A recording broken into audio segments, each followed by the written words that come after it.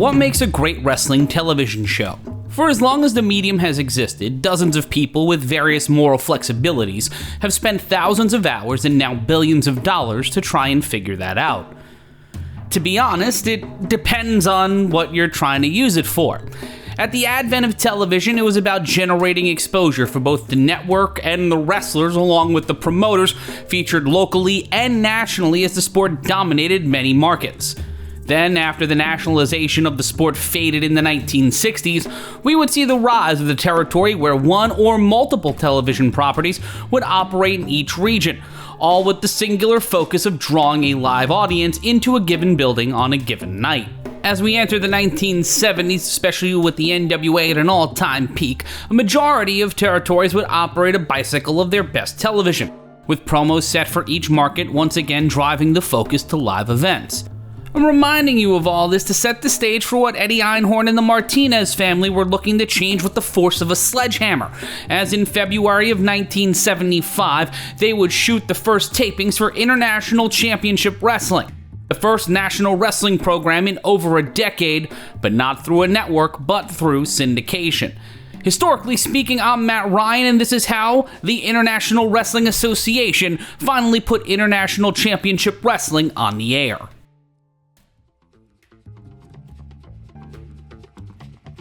Einhorn was the godfather of sports syndication. If you've listened to enough episodes of this show, you know that by now.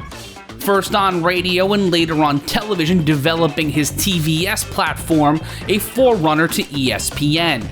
And utilizing his numerous connections with local stations, Einhorn would develop the method that Vince McMahon would lift just under a decade later.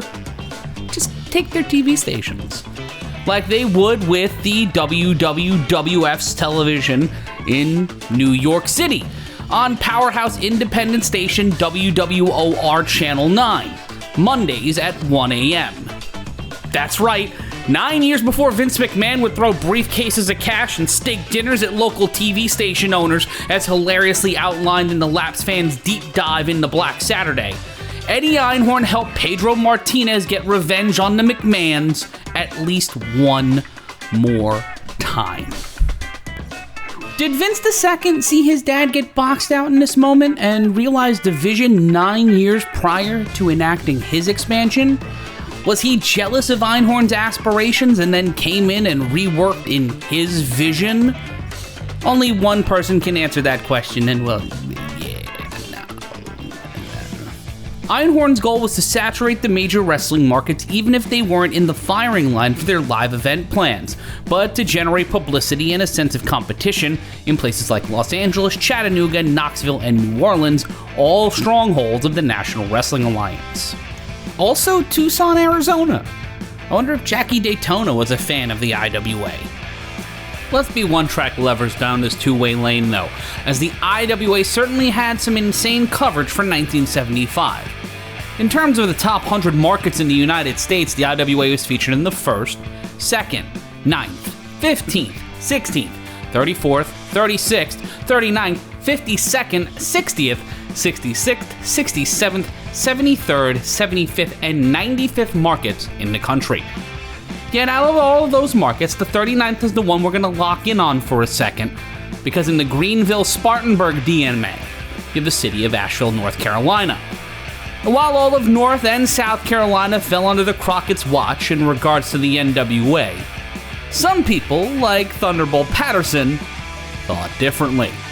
See, T-Bolt and his promoters historically did not get along, which is why he mostly bounced around from territory to territory, a lot of times in the 1970s working with the Outlaws, which is where he found himself in 1974 working for Ann Gunkle's All-South Wrestling Alliance, along with Jim Wilson, as both men had issue with Jim Barnett, the promoter of record for the NWA in the Georgia territory.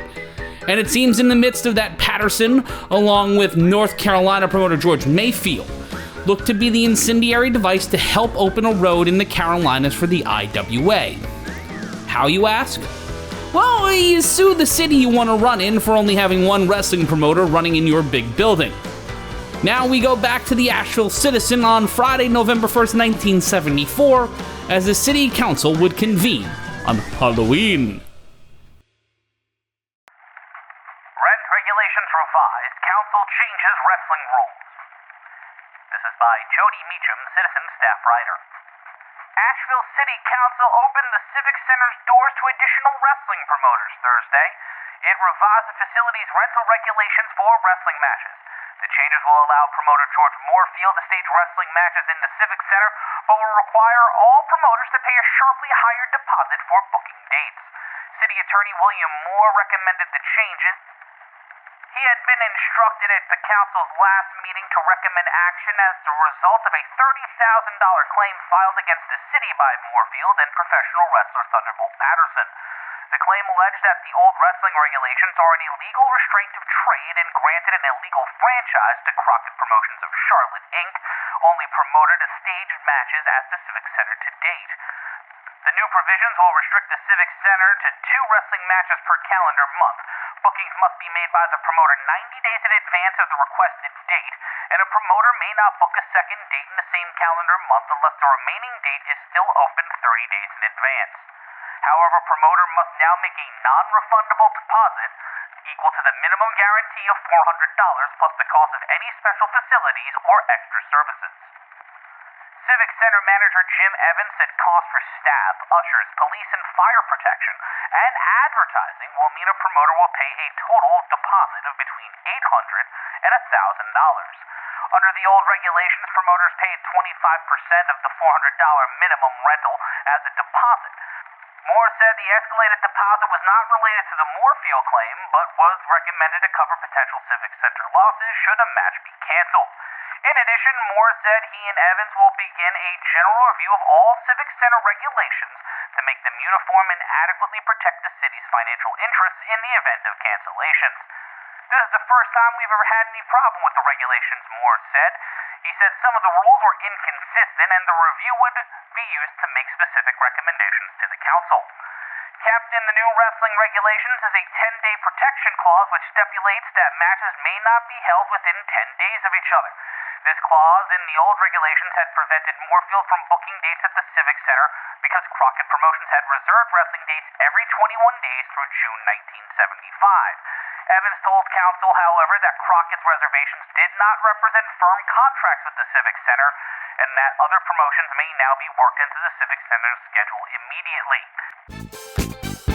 But why did Patterson align with Mayfield specifically and go after Crockett in Asheville? One would have to think that it being a market in an area that has TV coverage in 2 major South Carolina towns and is a bellwether market for the competition would help. But what also would help is that it was a less than 4-hour drive from Atlanta. See, thanks to our friend Tom Burke, we have an outline of what it was like on the ground and what was happening to the lead up of all of this. And holy shit, is it kind of fucking wild. Just listen to this. Tom, this is the first show put on by Thunderbolt Patterson's group in the Carolinas versus NWA's Crockett Promotions. Lots of unrest with Crockett's group. Supposedly, Patterson was cheated out of $10,000 in appearance money. Rip Hawk, Homer Odell, and Ronnie Paul have all left and up here working for Universal Sports. Don Miller has moved on to Louisiana, supposedly more to leave soon. Patterson left Crockett's territory and went to Georgia to buy out Mrs. Gungle. Crockett Promotions announced Patterson was injured in match with Valentine and died. Fans in the Carolinas must wonder what the hell is going on. When Hawk left, Crockett announced that the commission had suspended him from wrestling in the Carolinas. Crockett supposedly is paying less than his dad did, and some of the wrestlers are pissed. More later, Allen. Holy shitballs.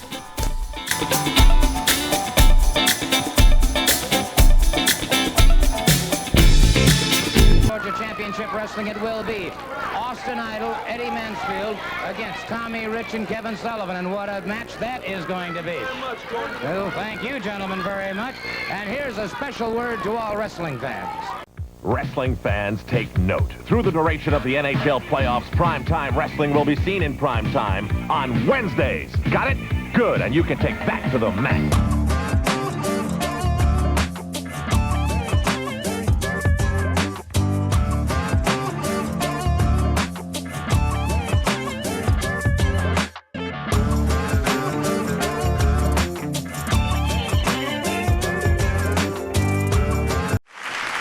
Well, she had a lovely pair, Anthony. Pair, pants, shoes. From here to here, Anthony. A lovely pair. Yeah, I know, but this doesn't play on the radio.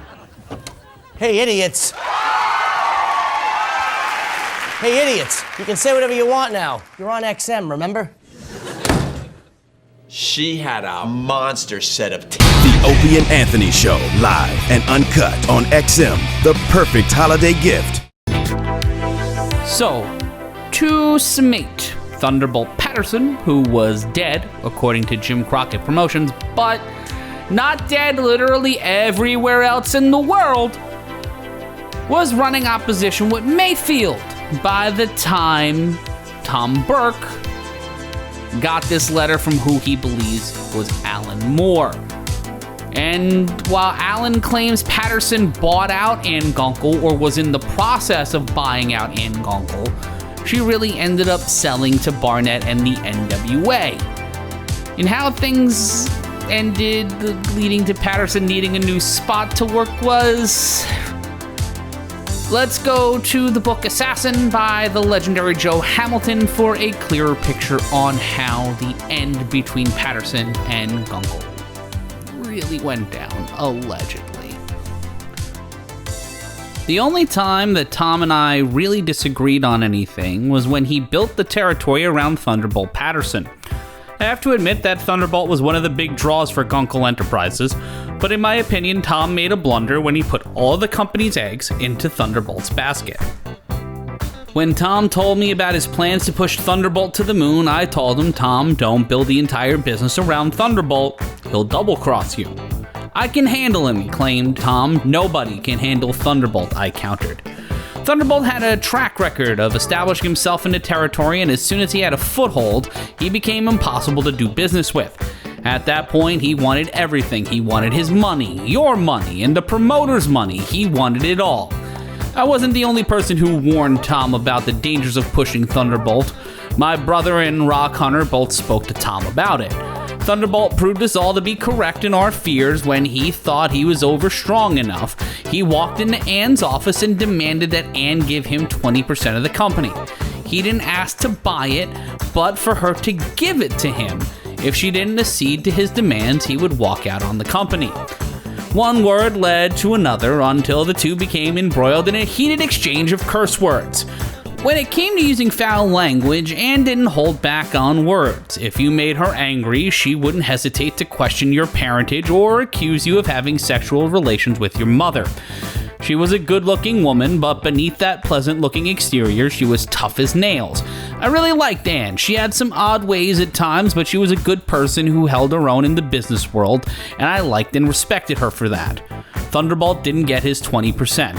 What he did get was unemployed. Ann fired him on the spot. She called him a dirty name and told him to get out of her office. Her exact words were, "You have a choice. You can leave the office under your own power, or I'll call somebody in to carry your ass out." I don't know what Thunderbolt had on his mind, but he got up out of his chair and began to move towards Ann. That was when Charlie Harbin stepped into the office. Charlie hated Thunderbolt. Didn't have anything to do with the situation they found themselves in. Given a period of time, anybody who did business with Thunderbolt came to hate him. Charlie had his hand on the .38 in his pocket, and it wouldn't have taken much provocation for him to shoot Thunderbolt dead. Charlie's statement to Thunderbolt was, "Boy, if you take one more step towards Ann, it'll be the last fucking step you ever take. The best thing you can do is get your fucking ass out of the office and be pretty damned quick about it. As Ann said, if you don't want to leave of your own accord, we'll see to it that you're carried out." Thunderbolt wasn't a complete idiot. He knew that he was in a no-win situation, so he turned around and left. Of course, that was his last day with the company, and we were forced to run our shows without the top babyface that Tom had spent a great deal of time and money to promote.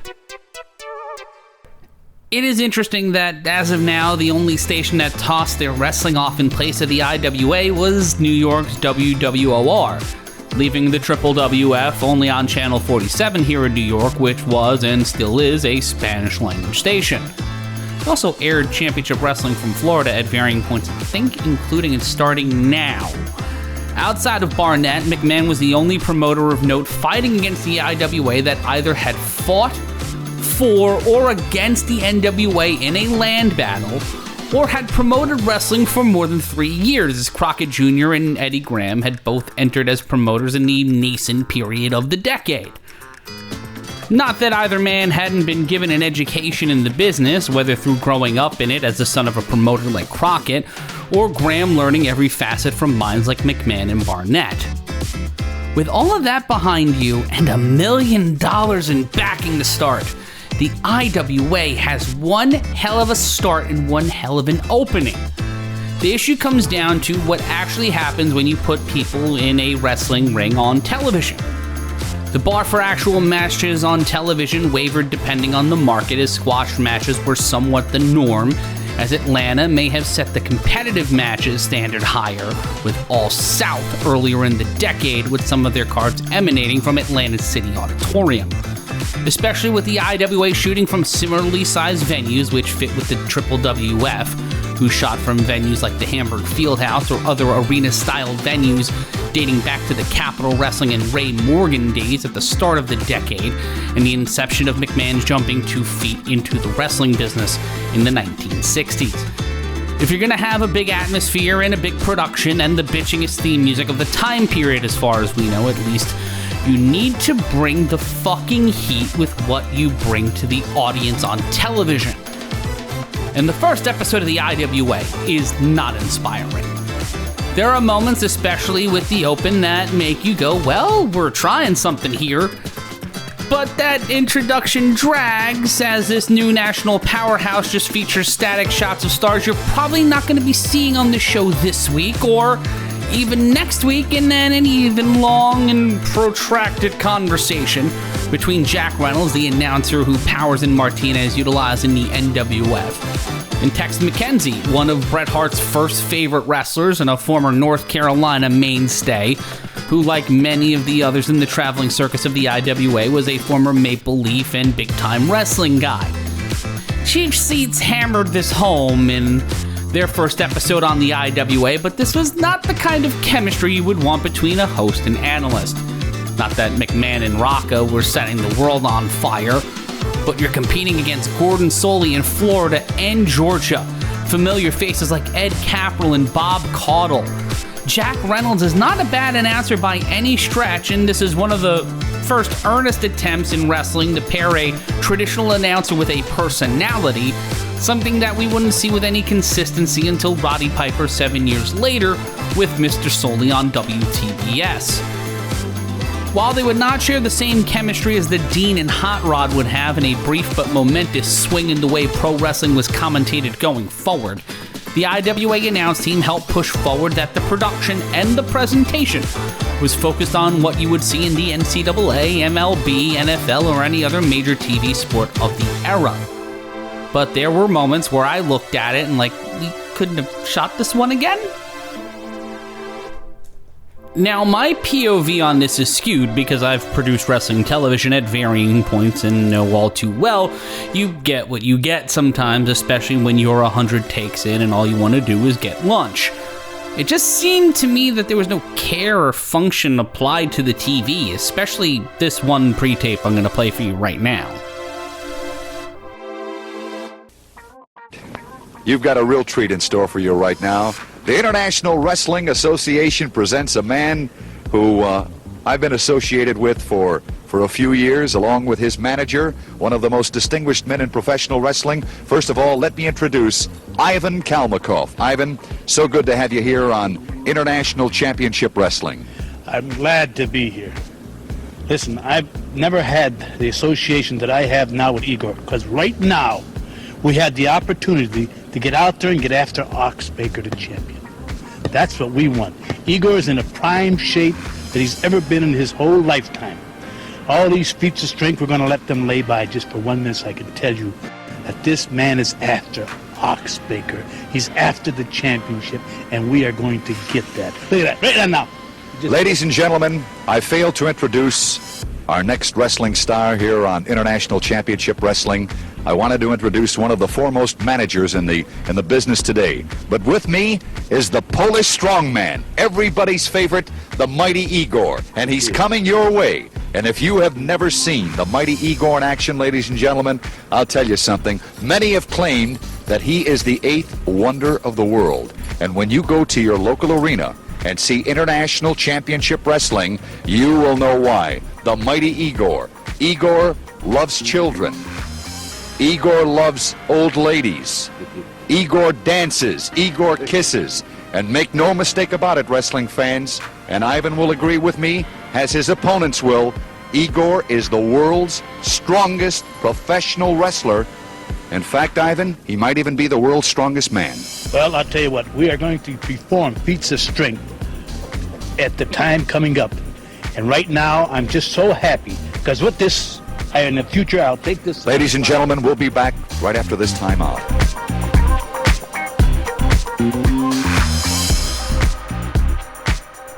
Right, like, if you're watching or listening to this show, the only way you can actually take this content in, you understand how all of this could have been done over. Like, again, 20 different ways with any kind of patience.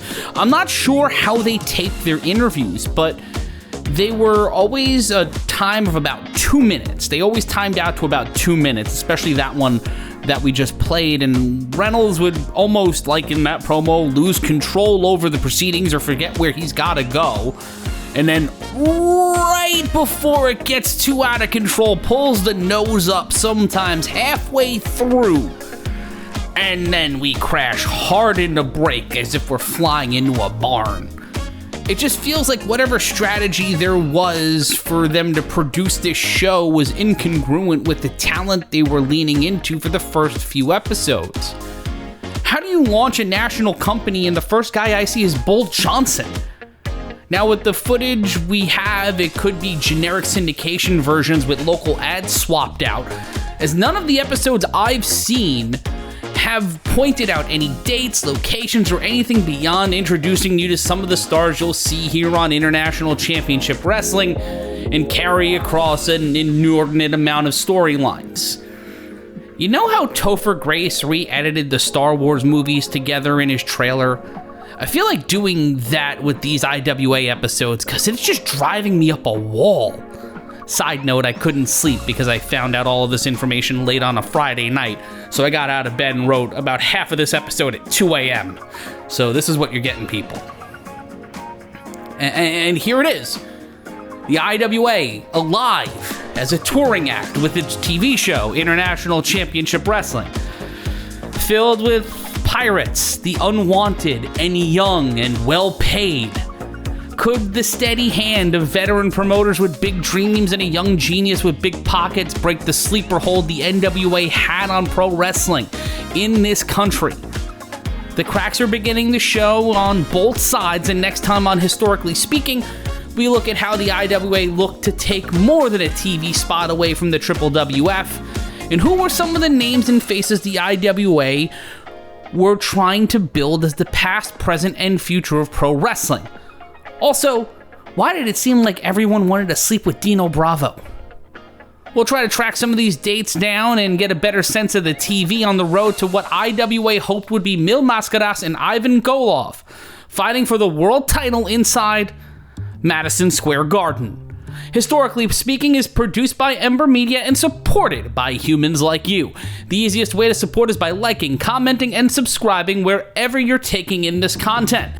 Want access to this show faster, whether audio or video, or you want to see the version of the show with the stuff YouTube won't let me show you? Sign up now for our Patreon at patreon.com/historically speaking, where for $5 you get this show faster than anyone else, and you get the initial pilots to our show, archived interviews with people like Bob Zamuda, a monthly book report, and watch-alongs. Also check the description for not only references from this week's episode, but also merch. That's right, we have merch now. We've sold out. Get the I Broke Toots' Jaw shirt now and help me pay for audio reels from WWOR TV in March of 1975. Yeah, we found the New York City TV cut of ICW TV, and it has an air date. We have a nary an idea where it falls in the timeline because nobody knows what order these shows were in. I've talked to like 3 people about it and no one has a clue. So buy some stuff so we can figure out any of this with whatever resources are available. I love you. Bye-bye.